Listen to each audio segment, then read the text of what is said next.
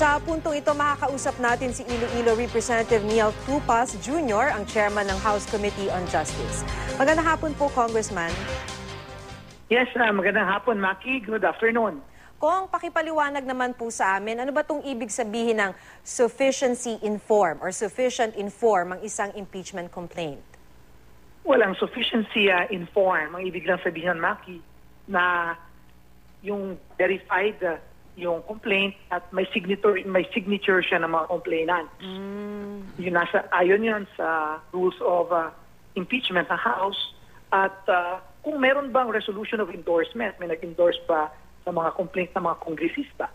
So very, very basic and simple lang yung requirements bago ma-declare sufficient and informed. Pero kanina naging mainit yung discussion kanina, Maki, talagang mainit na diskusyon. Siguro ganun talaga pag Pangulo, no? Pag yung impeachment against the President. Opo, so parang technicalities pa lang po yun, ano? So iba pa po yung sufficiency in substance. Ibig sabihin, iba yun. Dito na ho nila ilalatag. Yeah, tingin ko yun ang crucial. Ang crucial dito at battleground, unang battleground is really the sufficiency in substance. Ang ibig sabihin lang nun, na assuming na the allegations are true, does it constitute the offense charge? Meron bang betrayal of public trust? Meron bang culpable violation of the Constitution?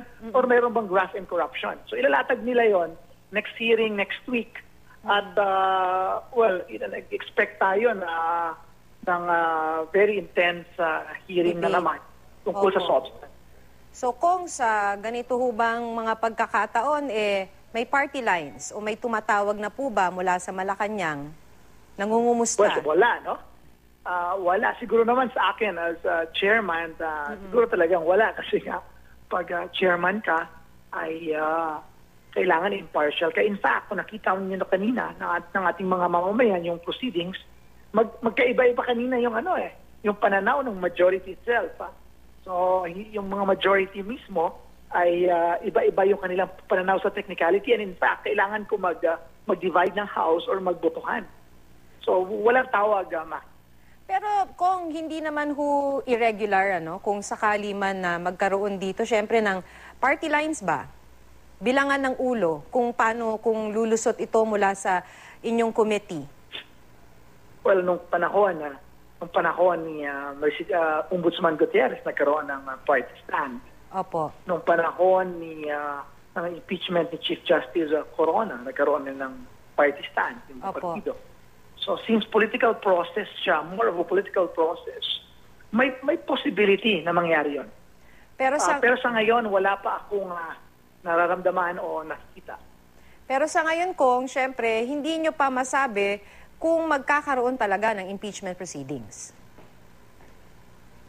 Yes, ang proceeding kasi nag-umpisa na Pero kung let's say, kung lulusot siya sa sufficiency in form and substance, mahirap siya sabihin. Okay. Talagang siguro masasabi natin yan, Maki, kung pagkatapos na ng hearing, kasi mga ilang hearings rin ito sa substance next week or the week after next, kung umabot man, doon natin makikita siguro yung pulso at malalaman natin kung makakalusot o hindi. Okay, maraming salamat po sa inyong oras. Salamat. Representative Neil Tupas Jr.